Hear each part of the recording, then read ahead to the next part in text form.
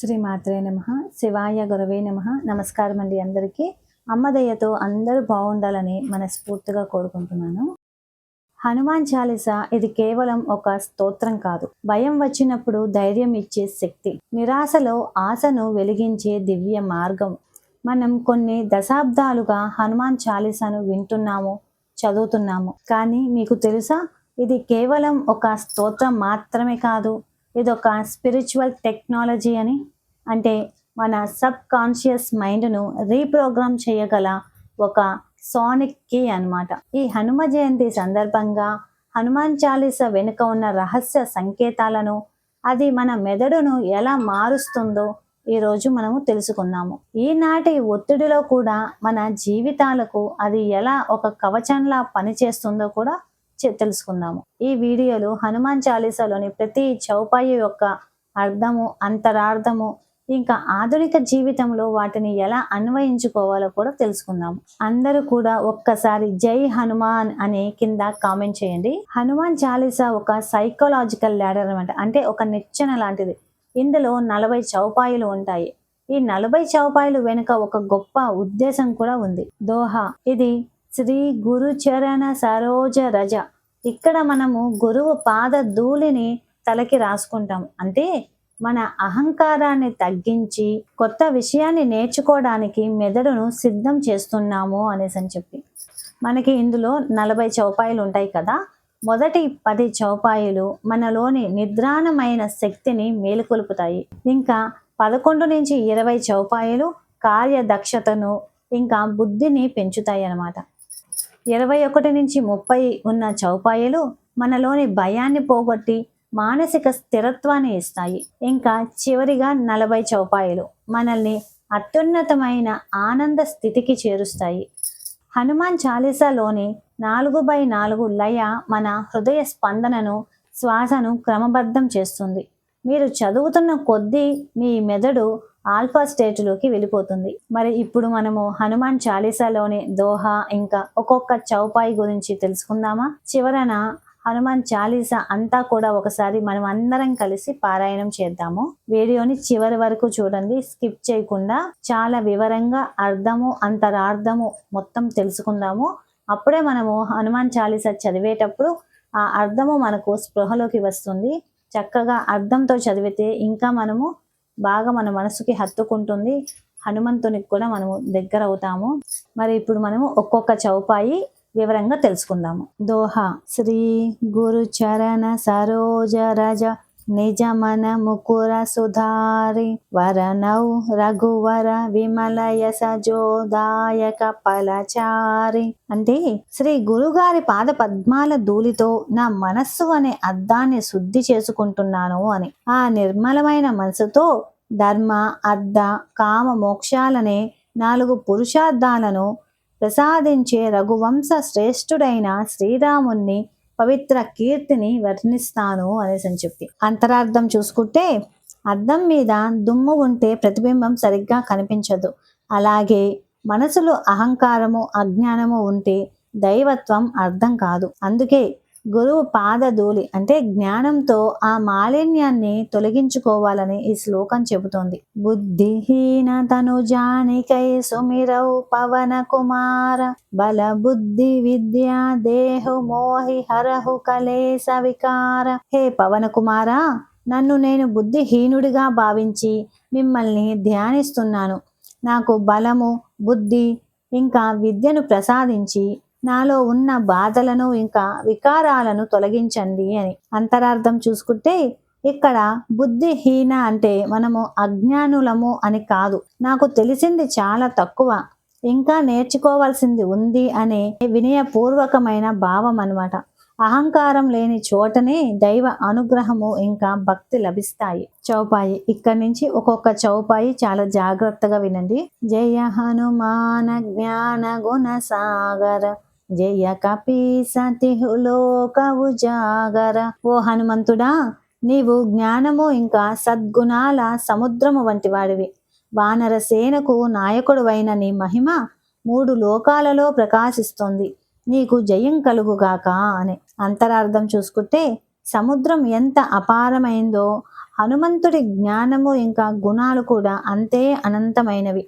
నిజమైన బలము శరీర బలం కాదు, జ్ఞానము, వినయము, భక్తి, సేవాభావం కలిగిన మనసే గొప్ప శక్తి అని ఈ చౌపాయి మనకు తెలియజేస్తుంది. 3 లోకాలు అనేది కేవలము లోకాలే కాదు, మన శరీరము, మనస్సు, ఆత్మ అనే 3 స్థాయిల్లో కూడా దివ్య చైతన్యాన్ని వెలిగించే శక్తి హనుమంతుడి భక్తిలో ఉందని ఈ శ్లోకము మనకు తెలియజేస్తుంది. రామదూత అతులిత బలధామ అంజని పుత్ర పవన సుతనామ.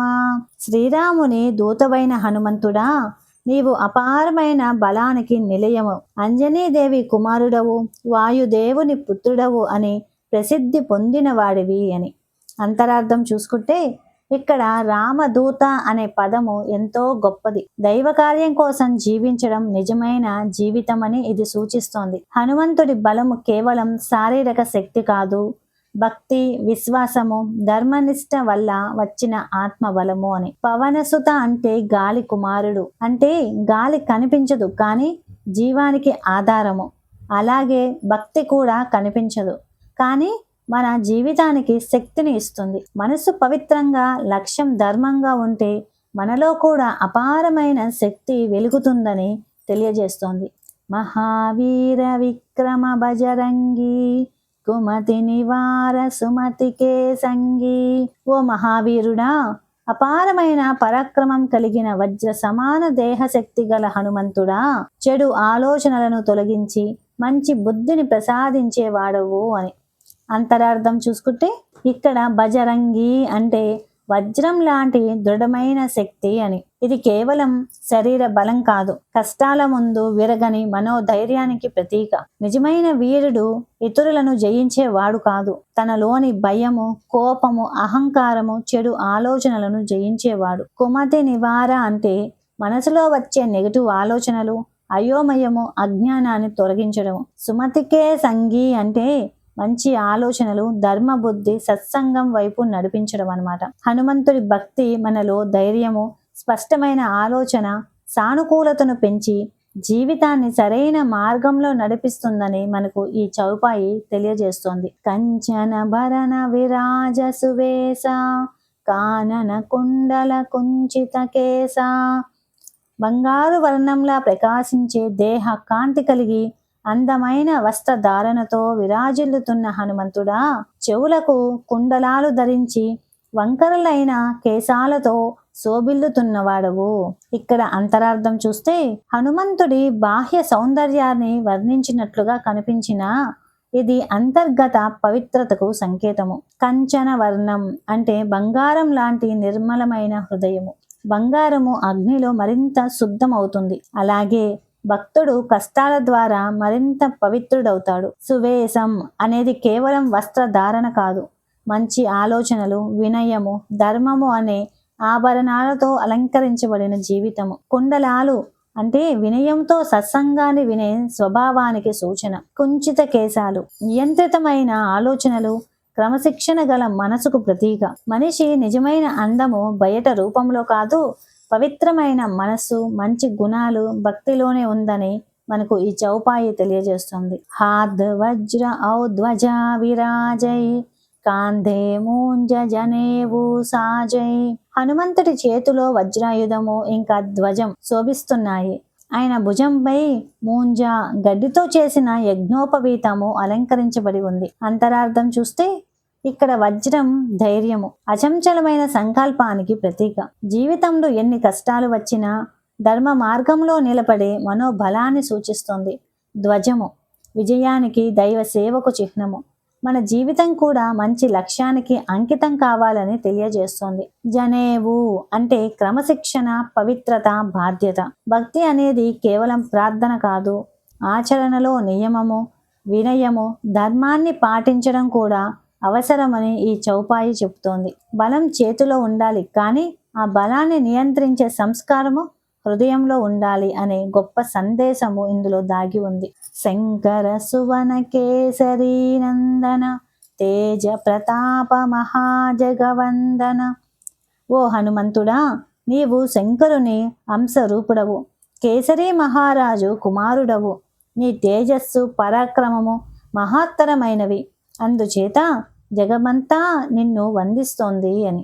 అంతరార్థం చూస్తే శంకర సువన అనే పదము హనుమంతుడి దైవశక్తి యొక్క ప్రతిరూపమని తెలియజేస్తోంది. శివునిలా ఆయనలో అపారమైన శక్తి ఉన్నప్పటికీ ఆ శక్తి ఎప్పుడూ వినయంతో సేవాభావంతో నిండిపోయి ఉంటుంది. తేజ ప్రతాప అనేది కేవలం ఒక కాంతి కాదు, సత్యము, భక్తి, ధర్మం వల్ల కలిగే ఆత్మ ప్రకాశము. నిజమైన తేజస్సు బయటి రూపములో కాదు, మంచి ఆలోచనలో, నిస్వార్థ సేవలో, పవిత్రమైన హృదయంలో ఉంటుంది అనేసి. హనుమంతుడి జీవితంలా మన జీవితము దైవ చింతన, వినయము, ధర్మంతో నిండితే మన చుట్టూ ఉన్నవారికి కూడా వెలుగులా మారగలమని మనకు ఈ చౌపాయి సూచిస్తోంది. విద్యావాన గుణి అతి చాతుర రామ కాజ కరివేకో ఆతుర.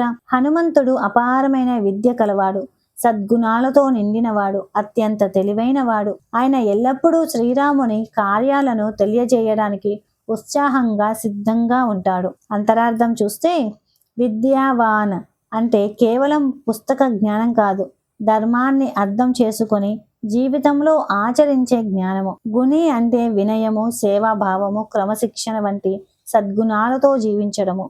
రామకాజ కరివేకో ఆతుర అనేది ఎంతో గొప్ప సందేశము.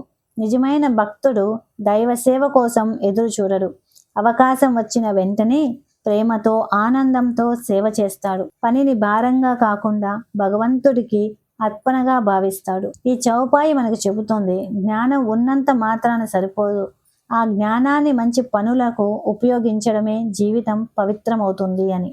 ప్రభు చరిత్ర సునిబేకో రసియా రామ లఖన సీతామన బసియా.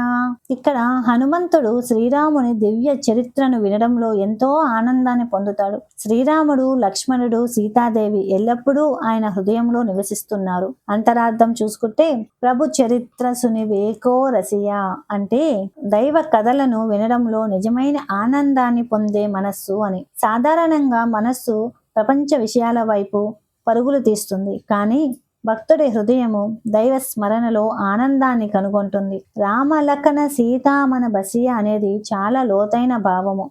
మన హృదయం పవిత్రంగా, ప్రేమతో, ధర్మంతో నిండినప్పుడు దైవత్వం మనలోనే నివసిస్తుంది. రాముడు ధర్మానికి ప్రతీక, లక్ష్మణుడు నియమము, సేవా భావానికి ప్రతీక, సీతాదేవి పవిత్రతకు, కరుణకు ప్రతీక. ఈ 3 గుణాలు మనలో స్థిరపడితే మన హృదయం కూడా ఆలయంలా మారుతుందని ఈ చౌపాయి చెబుతోంది. సూక్ష్మ రూపధరి సియహి దికావా వికట రూపధరి లంక జరావా. హనుమంతుడు చిన్న ఇంకా సూక్ష్మమైన రూపాన్ని ధరించి సీతాదేవికి దర్శనమిచ్చాడు. తరువాత భయంకరమైన విస్తార రూపాన్ని ధరించి లంకా నగరాన్ని దహనం చేశాడు. అంతరార్థం చూసుకుంటే ఈ చౌపాయి మనకు ఒక గొప్ప జీవిత సత్యాన్ని తెలియజేస్తోంది.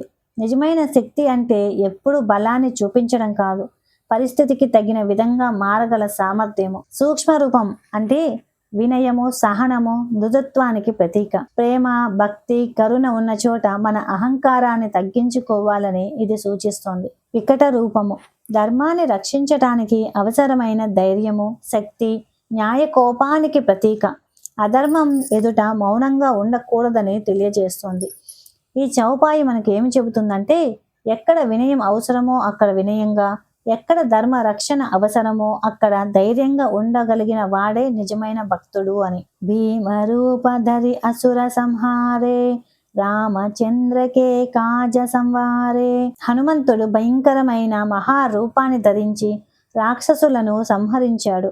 అలాగే శ్రీరామచంద్రుని కార్యాలను విజయవంతంగా పూర్తి చేశాడు. అంతరార్థం చూసుకుంటే అసురులు అనేది కేవలం బయటి రాక్షసులను మాత్రమే సూచించడం కాదు, మనలోని కామము, క్రోధము, లోభము, అహంకారము, భయము వంటి చెడు స్వభావాలు కూడా ప్రతీక. భీమ రూపము అంటే మనసులోని దైవశక్తి మేల్కొన్నప్పుడు వచ్చే ఆత్మ బలము. జీవితంలో చెడు అలవాటులు, నెగటివ్ ఆలోచనలు, అధర్మం మీద పోరాడడానికి ధైర్యం అవసరము అని ఇది తెలియజేస్తోంది.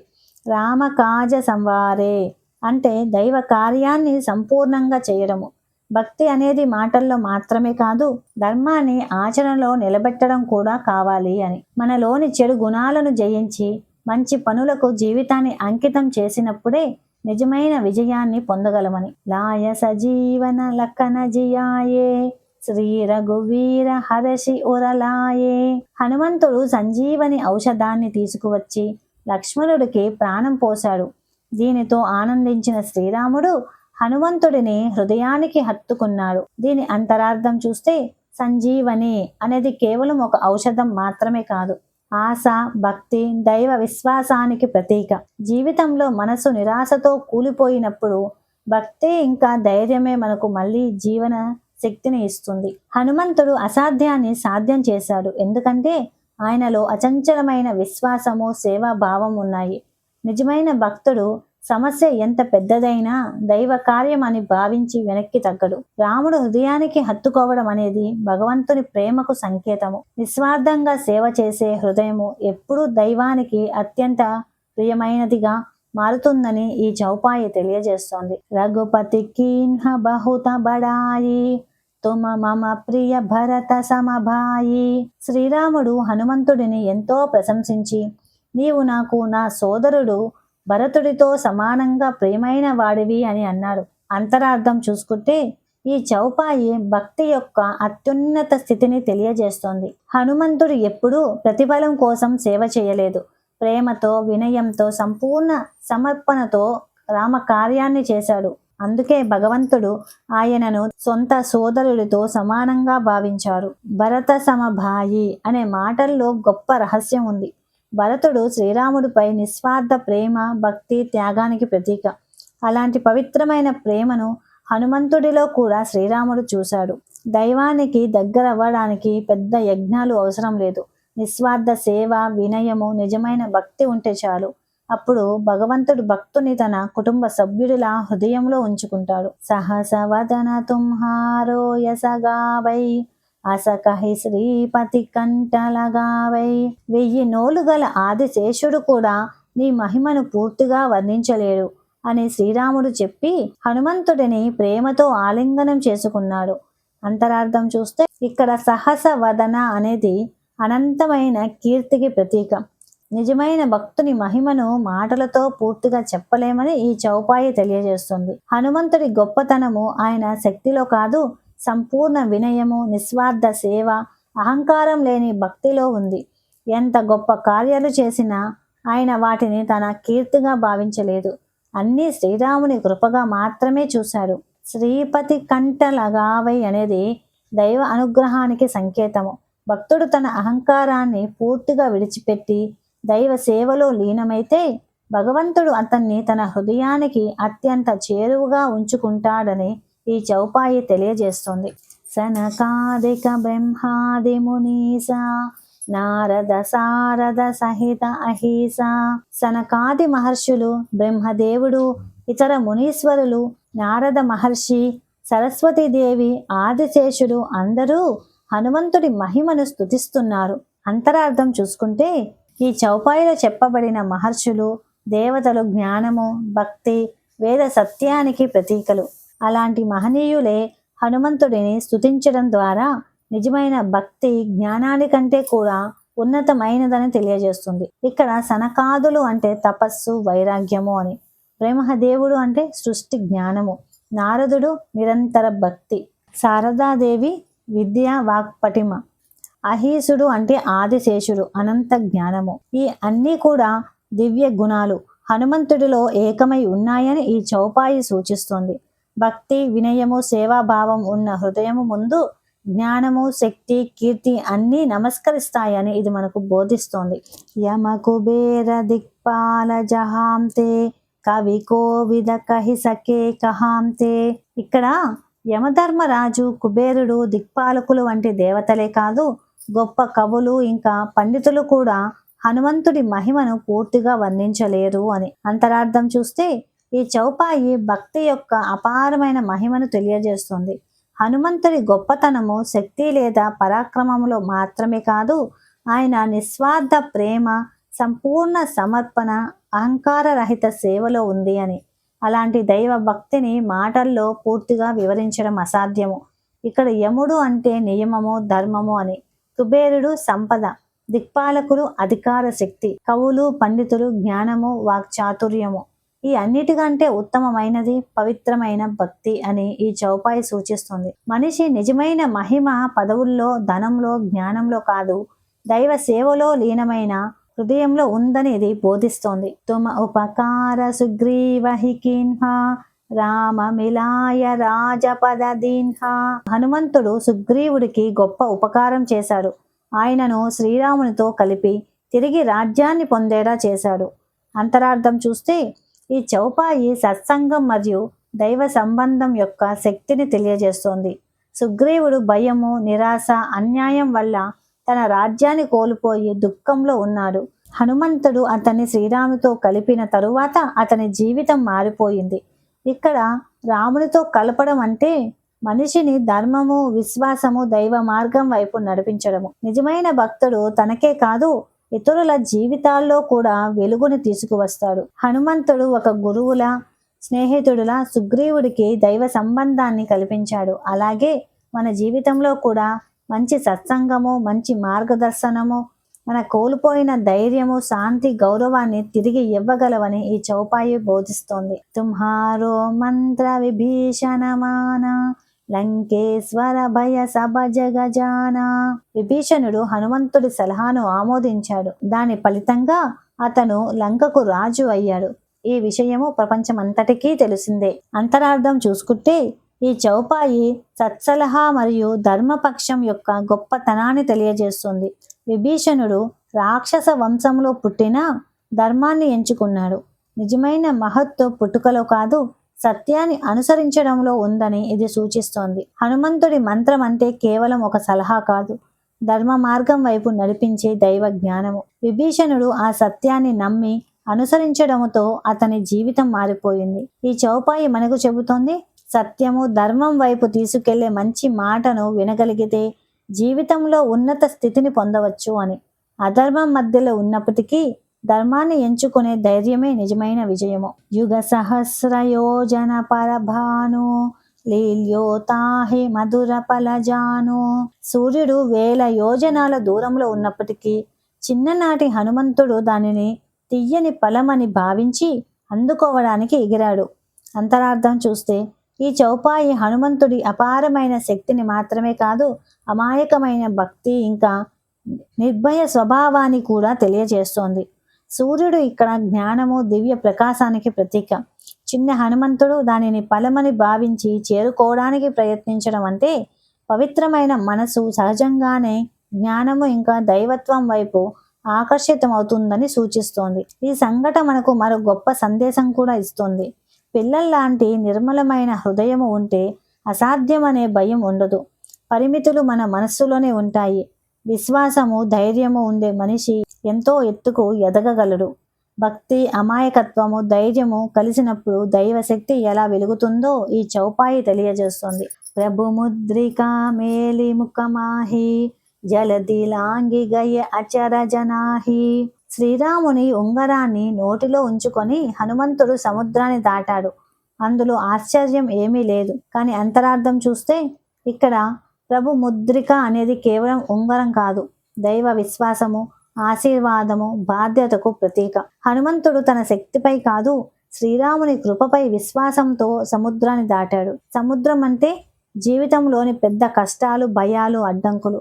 దైవ స్మరణ, గురువుగారి ఆశీర్వాదము, ఆత్మవిశ్వాసము ఉంటే ఎంతటి సమస్యనైనా దాటవచ్చని ఈ చౌపాయి బోధిస్తోంది. అచరజనాహి అంటే భక్తికి అసాధ్యం ఏమీ లేదు. మనిషి తన అహంకారాన్ని విడిచి దైవంపై సంపూర్ణ విశ్వాసం ఉంచినప్పుడు అసాధ్యంగా కనిపించే పనులు కూడా సులభమవుతాయి. దుర్గమ కాజ జగతకే జేతే సుగమ అనుగ్రహ తుమ్హారే తేతే.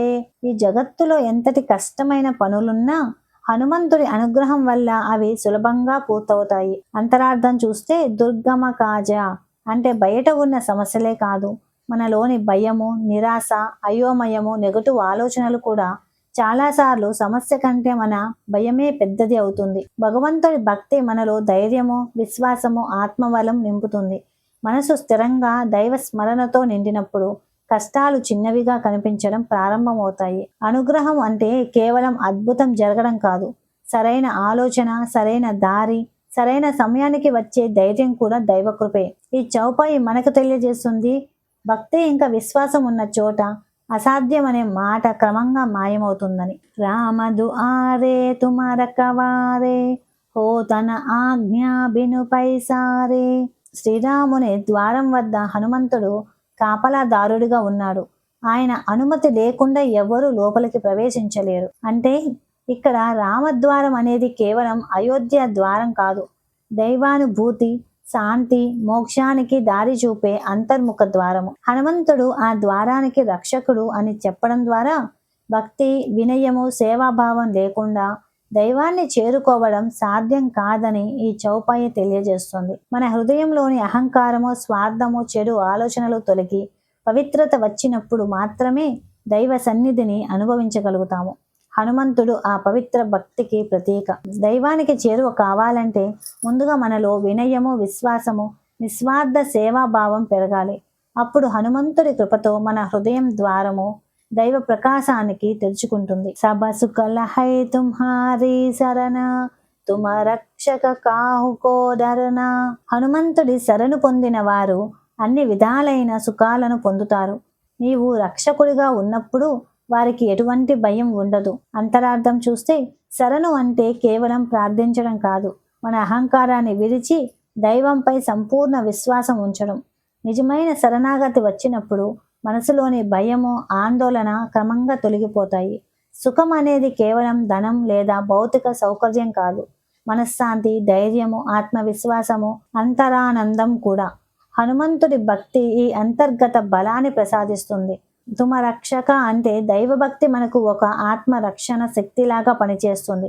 బయట పరిస్థితులు ఎలా ఉన్నా లోపల విశ్వాసం ఉంటే మనిషి స్థిరంగా నిలబడగలడు. ఈ చౌపాయి మనకు తెలియజేస్తుంది, భక్తితో దైవాన్ని ఆశ్రయించిన హృదయానికి భయం తగ్గి ధైర్యము ఇంకా శాంతి పెరుగుతాయి అనేసి చెప్పి. ఆపన తేజ సంహారో ఆపై తీనో లోక హాంకతే కాంపై. హనుమంతుడు తన అపారమైన తేజస్సును తానే నియంత్రించుకుంటాడు. ఆయన గర్జనకు 3 లోకాలు కూడా కంపిస్తాయి. అంతరార్థం చూస్తే ఈ చౌపాయి నిజమైన శక్తి యొక్క గొప్పతనాన్ని తెలియజేస్తుంది. హనుమంతుడికి అపారమైన బలం ఉన్నప్పటికీ ఆయన దాన్ని ఎప్పుడూ అహంకారంగా ప్రదర్శించలేదు. అవసరమైనప్పుడు మాత్రమే ఉపయోగించాడు. తేజస్సును నియంత్రించుకోవడం అంటే స్వీయ నియంత్రణ. కోపము, శక్తి, జ్ఞానము, ప్రతిభ ఉన్న వాటిని సంయమనంతో ఉపయోగించడం నేర్చుకునేవాడే నిజమైన మహావీరుడు. బయట 3 లోకాలు కంపించడం అనేది బయటి శక్తి కంటే ఎక్కువగా ధర్మబలం ముందు అధర్మం వణుకుతుంది అని సూచిస్తోంది. పవిత్రమైన ఆత్మబలం ఉన్న వ్యక్తి సమాజం పైన కూడా ప్రభావం చూపగలడు. మన బలం గొప్పది కావచ్చు, కానీ దానిని వినయము మరియు నియంత్రణలో ఉపయోగించినప్పుడే అది దైవభక్తిగా మారుతుంది. భూత పిశాచ నికట నహి ఆవై, మహావీర జబ నామ సునావై.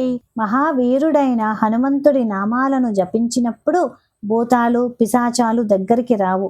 ఇక్కడ భూత పిశాచాలు అనేది కేవలము అశరీర శక్తులను మాత్రమే సూచించడం కాదు, మనలోని భయము, నెగటివ్ ఆలోచనలు, నిరాశ, ఆందోళన, చెడు అలవాట్లకు కూడా ప్రతీక. హనుమంతుడి నామస్మరణ మనలో ధైర్యము, స్థిరత్వము, సానుకూలతను పెంచుతుంది. భయం ఎక్కువగా మన ఊహల్లోనే పెరుగుతుంది. దైవస్మరణ మనలోని ఆ భయాన్ని తొలగించే వెలుగులా పనిచేస్తుంది. మహావీర అనే నామము ఆత్మ బలానికి ప్రతీక. మనస్సు భక్తితో నిండినప్పుడు నెగిటివ్ శక్తులు క్రమంగా బలహీనపడతాయి. దైవనామ స్మరణ మన హృదయాన్ని ధైర్యంతో నింపి భయము ఇంకా నెగటివ్ పై విజయం సాధించే శక్తిని ఇస్తుంది. నా సైరోగ హరై సబ పీర, జపత నిరంతర హనుమత వీర. వీరుడైన హనుమంతుడిని నిరంతరం జపించిన వారి రోగాలు నశిస్తాయి, అన్ని బాధలు తొలగిపోతాయి. ఇక్కడ రోగాలు అనేది కేవలం శారీరక వ్యాధులు మాత్రమే కాదు, మనసులోని భయము, ఆందోళన, నిరాశ, కోపము, అశాంతి వంటి అంతర్గత బాధలను కూడా సూచిస్తుంది. హనుమంతుడి నామస్మరణ మనసుకు ధైర్యము, విశ్వాసము, స్థిరత్వాన్ని సూచిస్తుంది. మనసు ప్రశాంతంగా ఉన్నప్పుడు శరీరం పైన మంచి ప్రభావం పడుతుంది. భక్తి అనేది ఒక ఆత్మ చికిత్స లాంటిది. నిరంతర జపం అంటే కేవలం నోటి మాట కాదు, ప్రతి పరిస్థితుల్లో దైవంపై విశ్వాసం ఉంచడం. ఆ విశ్వాసమే మనిషిని కష్టాల నుంచి బయటకు తీసుకువస్తుంది. భక్తి ఇంకా దైవ స్మరణ మనలోని బాధలను క్రమంగా కరిగించి అంతరంగములో శాంతి ఇంకా ధైర్యాన్ని నింపుతాయి. సంకటసే హనుమాన చుడావై మన క్రమవచన ధ్యాన జోలావై. మనస్సు, కార్యాలు, మాటలతో హనుమంతుడిని ధ్యానించే వారిని ఆయన అన్ని సంకటాల నుంచి విముక్తి చేస్తాడు. ఈ చౌపాయిలో మన, క్రమ, వచన అనే 3 పదాలు చాలా ముఖ్యమైనవి. మన అంటే ఆలోచనలు, వచన అంటే మాటలు, క్రమ అంటే పనులు. భక్తి కేవలం నోటి జపంలో మాత్రమే కాకుండా మన ఆలోచనల్లో, మాటల్లో, ఆచరణల్లో కూడా ఉండాలని ఇది బోధిస్తోంది. సభ పర రామ తపస్వి రాజా తినకే కాజ సకల తుమ సాజా. తపస్వి రాజైన శ్రీరాముడు అందరికంటే శ్రేష్ఠుడు.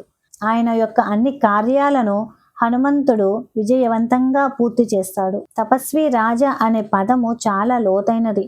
రాజు అయినప్పటికీ శ్రీరాముడు నియమం, ధర్మము, త్యాగంతో జీవించాడు. నిజమైన నాయకత్వం అధికారంలో కాదు, ధర్మాన్ని ఆచరించడంలో ఉందని ఇది సూచిస్తోంది. హనుమంతుడు రాముని కార్యాలను పూర్తి చేశాడు అంటే తన స్వార్థాన్ని పక్కన పెట్టి దైవ కార్యాన్ని జీవిత లక్ష్యంగా మార్చుకున్నాడు. భక్తి అనేది కేవలం ప్రార్థన కాదు, ధర్మానికి సేవ చేయడం కూడా అనేసని చెప్పి మన పని దైవానికి అర్పణగా చేసినప్పుడు సాధారణ కార్యం కూడా పవిత్రమైన సేవగా మారుతుంది. స్వార్థం తగ్గి సేవాభావం పెరిగితే జీవితానికి నిజమైన అర్థం లభిస్తుంది. ఔర మనోరథ జో కోయిలావై తాసు అమిత జీవన పలపావై. ఎవరు ఏ కోరికతో హనుమంతుడిని ఆశ్రయించినా వారు అపారమైన జీవిత ఫలాలను పొందుతారు. మనోరథం అంటే కేవలం భౌతిక కోరికలు మాత్రమే కాదు, శాంతి, ధైర్యము, జ్ఞానము, ఆత్మవిశ్వాసం వంటి అంతరంగ ఆకాంక్షలు కూడా. అమిత జీవన ఫలం అంటే కేవలం సంపద కాదు, సంతోషము, మనశ్శాంతి, ధైర్యము, సత్సంగము, దైవానుభూతి వంటి అమూల్యమైన ఫలితాలు అనేసని చెప్పి దైవాన్ని నిజమైన విశ్వాసంతో ఆశ్రయించినప్పుడు మన జీవితానికి అవసరమైన దాన్ని సరైన సమయంలో దైవమే ప్రసాదిస్తుంది. చారో యుగ ప్రతాప తుంహారా హై పరసిద్ధ జగత ఉజియారా. 4 యుగాలలో కూడా హనుమంతుడి మహిమ ప్రకాశిస్తోంది.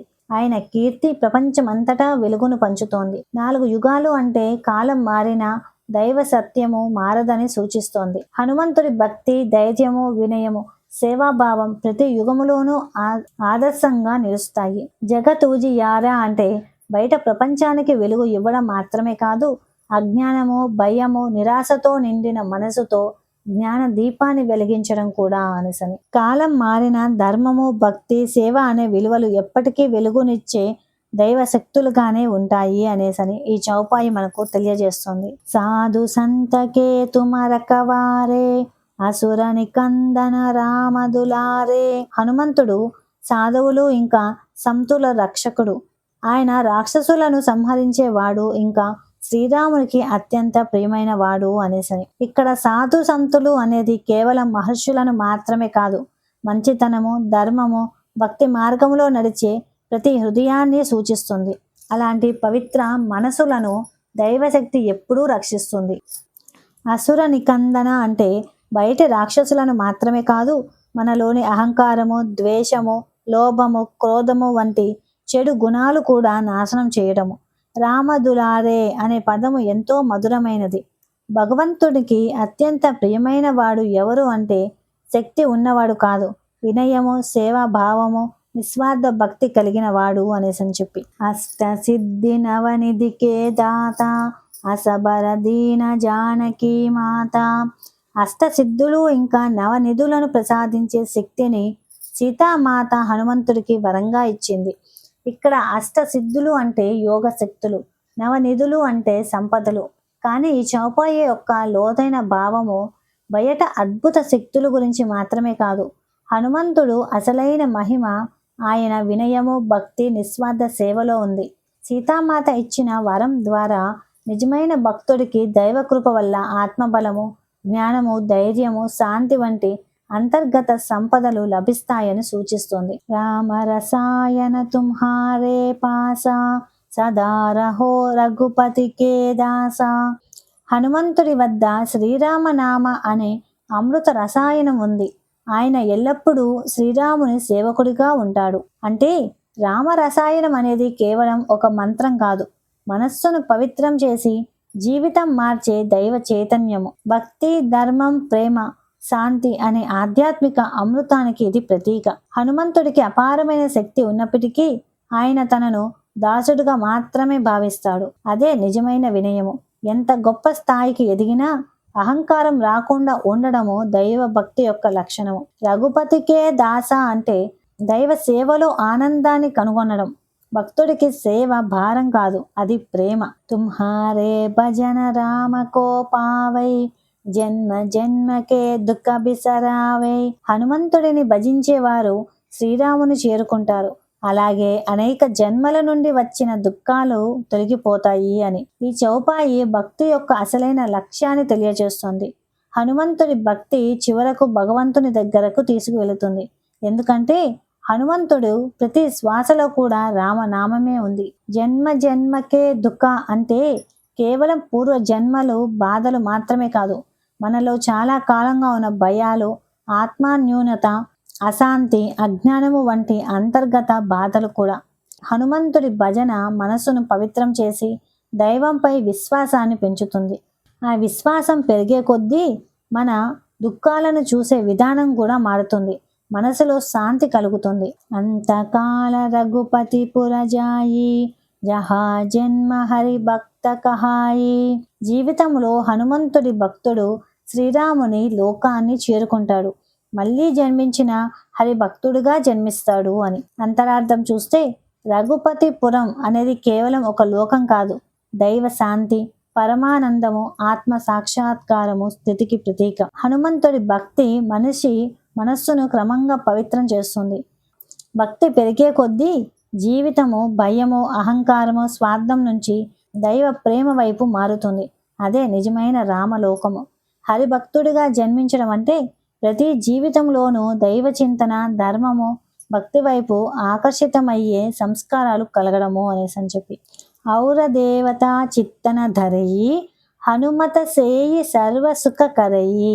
అంటే ఇతర దేవతలపై మనసును నిలపకపోయినా హనుమంతుడిని సేవించిన వారికి అన్ని విధాలైన సుఖాలు లభిస్తాయి అని. అంతరార్థం చూసుకుంటే ఈ చౌపాయి ఏ దేవతను తక్కువగా చూపించడం కాదు, హనుమంతుడి భక్తి ద్వారా అన్ని దైవ గుణాలు సహజంగా లభిస్తాయని సూచిస్తుంది. హనుమంతుడి భక్తి ధైర్యము, వినయము, సేవ, దైవ సమర్పణకు ప్రతీక. ఆయనను భజించడం అంటే ఈ దైవ గుణాలను మన జీవితంలో ఆచరించడం. సర్వసుఖం అంటే కేవలం భౌతిక సౌకర్యం కాదు, మనశ్శాంతి, భయరహిత జీవితము, ఆత్మవిశ్వాసము, ధర్మ బుద్ధి, దైవానుభూతి వంటి అంతరానందం పొందడము. మనస్సు ఒక దైవ భక్తిలో స్థిరపడినప్పుడు అయోమయం తగ్గి అంతరంగములో శాంతి ఇంకా స్థిరత్వం పెరుగుతాయి. సంకట కటై మిటై సబ పీరా, జోసిమిరై హనుమత బలవీరా. బలవీరుడైన హనుమంతుడిని స్మరించే వారి సంకటాలు తొలగిపోతాయి, అన్ని బాధలు నశిస్తాయి అనేసని. ఇక్కడ సంకటాలు అనేవి కేవలం బయట సమస్యలు మాత్రమే కాదు, మనలోని భయము, ఆందోళన, నిరాశ, అశాంతి, నెగటివ్ ఆలోచనలు వంటి అంతర్గత బాధలు కూడా. జై జై జై హనుమాన గోసాయి, కృపా కరహు గురుదేవకీ నాయి. ఓ హనుమంత స్వామి, నీకు మళ్ళీ మళ్ళీ జయములు కలుగుగాక, గురుదేవునిలా మాపై కరుణ చూపించు అని. ఈ చౌపాయిలో భక్తుడు హనుమంతుడిని కేవలం దేవుడిగా మాత్రమే కాదు, గురువుగా కూడా భావిస్తున్నాడు. ఎందుకంటే గురువు అజ్ఞానం అనే అంధకారాన్ని తొలగించి జ్ఞానం అనే వెలుగును చూపిస్తాడు కాబట్టి. గురుదేవకీ నాయి అనే పదము చాలా గొప్పది. నిజమైన గురువు మనల్ని దైవానికి దగ్గర చేస్తాడు.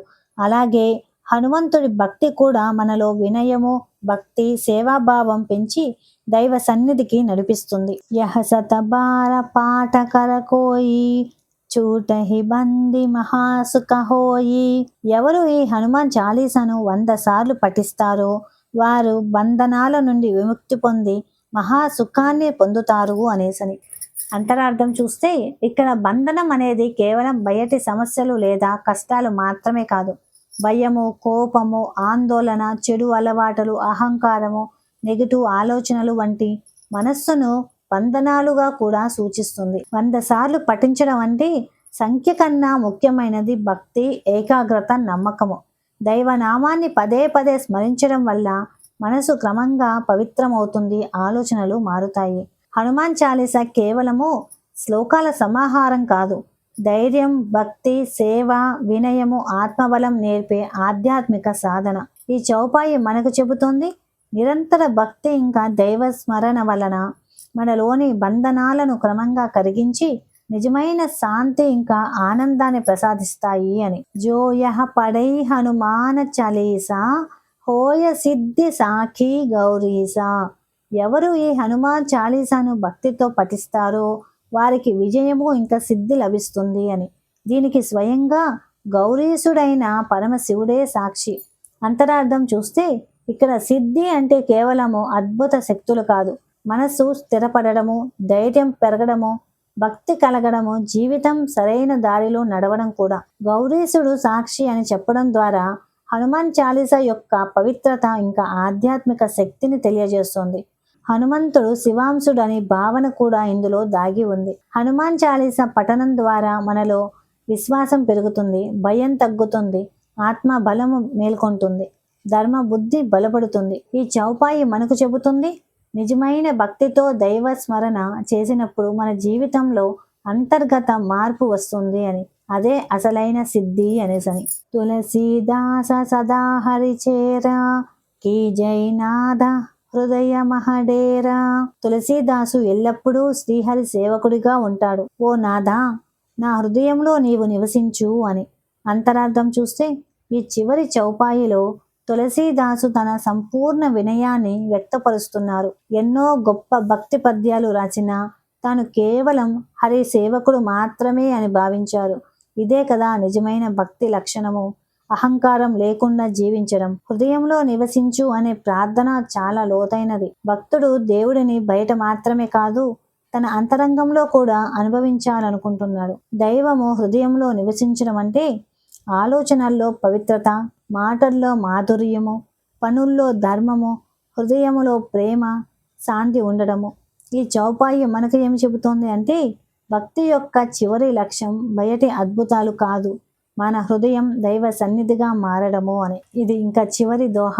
పవన తనయ సంకటహరణ మంగళమూరతి రూప రామ లఖన సీతా సహిత హృదయ బసహు సురభూప. ఓ వాయుపుత్రుడా, అన్ని సంకటాలను తొలగించేవాడా, మంగళకరమైన దివ్య రూపమూర్తి శ్రీరాముడు, లక్ష్మణుడు, సీతాదేవితో కలిసి నా హృదయంలో నివసించు అని. అంతరార్థం చూస్తే ఈ దోహ మొత్తం హనుమాన్ చాలీసా యొక్క సారాంశం లాంటిది. భక్తుడు చివరగా బయట సహాయం మాత్రమే కాదు, తన హృదయంలో దైవ సన్నిధిని కోరుకుంటున్నాడు. సంకటహరణ అంటే కష్టాలను మాయం చేయడం మాత్రమే కాదు, వాటిని ఎదుర్కొనే ధైర్యము, విశ్వాసం కూడా ఇవ్వడము. మంగళమూర్తి అంటే హనుమంతుడు ఎక్కడ ఉంటే అక్కడ పవిత్రత, శాంతి, ధైర్యము, దైవ చైతన్యము వెలుగుతాయని సూచిస్తోంది. రామ లక్ష్మణ సీతా సహిత అంటే రాముడు ధర్మము, లక్ష్మణుడు నియమము, సేవ, సీతాదేవి పవిత్రత, కరుణ, మరి హనుమంతుడు భక్తి, ఆత్మ బలము. ఈ 4 గుణాలు మన హృదయంలో స్థిరపడితే జీవితం దైవ మార్గంలో నడుస్తుంది. ఈ దోహ మనకు చెబుతోంది, నిజమైన భక్తి అంటే దేవుణ్ణి బయట వెతకడం కాదు, మన హృదయాన్ని దైవ సన్నిధిగా మార్చుకోవడము అనేసి అని చెప్పి. హనుమాన్ చాలీసా కేవలం చదవడానికి మాత్రమే కాదు, జీవితంలో ఆచరించడానికి. ధైర్యం కావాలంటే హనుమంతుడి భక్తి, మనశ్శాంతి కావాలంటే హనుమాన్ నామస్మరణ, జీవితంలో దారి కావాలంటే హనుమాన్ చాలీసా. నిత్యము రోజుకి ఒకసారైనా హనుమాన్ చాలీసాను పఠిస్తూ ఉండడమే అసలైన మార్గము. ఒకసారి హనుమాన్ చాలీసా మొత్తం కూడా ఒకసారి పారాయణం చేసి ఈ వీడియోని ముగిద్దాము. జై హనుమాన్. శ్రీ గురు చరణ సరోజ రజ నిజ మను ముకుర సుధారి వరనౌ రఘువర విమలయ సజోదాయ కపలచారి బుద్ధిహీన తను జానికే సుమిరౌ పవన కుమార బల బుద్ధి విద్యా దేహు మోహి హరహు కలేశ వికార.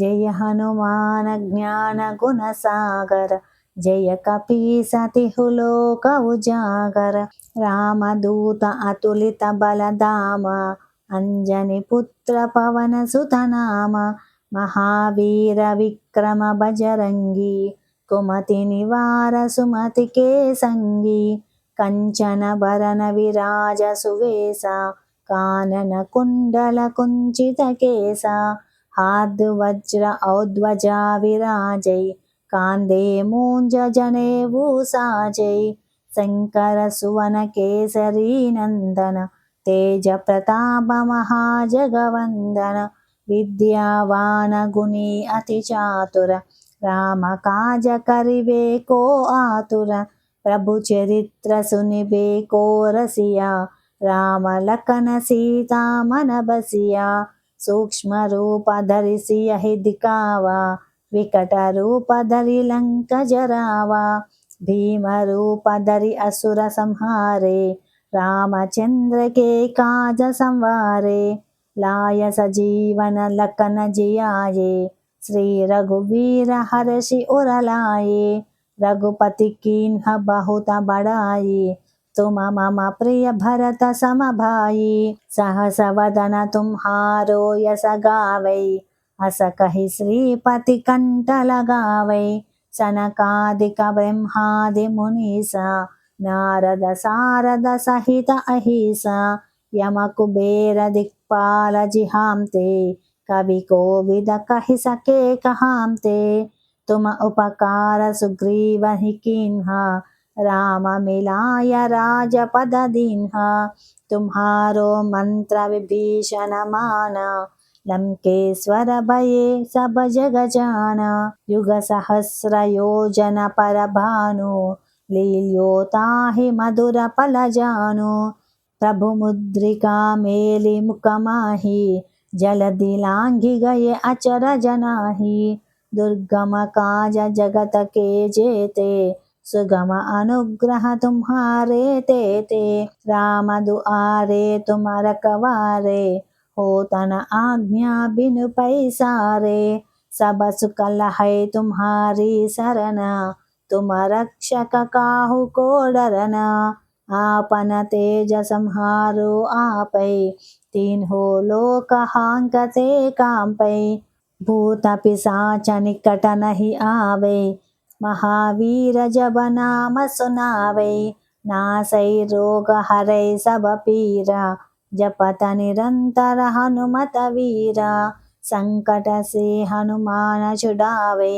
मन क्रम वचन ध्यान जो लावे सब पर राम तपस्वी राजा तिनके काज सकल तुम साजा और मनोरथ जो कोई लावे तासु अमित जीवन पल पावे चारों युग प्रताप तुम्हारा है प्रसिद्ध जगत उजियारा साधु संत के तुम रखवारे असुर निकंदन राम दुलारे अष्ट सिद्धि नवनिधि के दाता असबर दीना जानकी माता राम रसायन तुम्हारे पासा सदा रहो रघुपति के दासा तुम्हारे भजन राम को पावे जन्म जन्म के दुख बिसरावे अंत काल रघुपति पुर जाई जहाँ जन्म हरि भक्त कहाई